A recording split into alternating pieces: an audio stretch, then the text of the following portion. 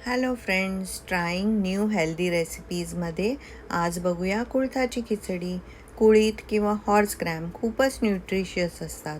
त्यामुळे कुळथाची आमटी, उसळ किंवा पिठी मी नेहमीच बनवते. पण ही खिचडीची रेसिपी मला मैत्रिणीकडून समजली आणि घरात सगळ्यांना खूप आवडली, म्हणून तुम्ही पण ट्राय करून बघा. कुळीथ रात्रभर भिजवून ठेवले आणि मग त्याला छान मोड काढून घेतले. तर कुळीथ जर अर्धा वाटी असेल तर 1 वाटी तांदूळ घ्यायचे.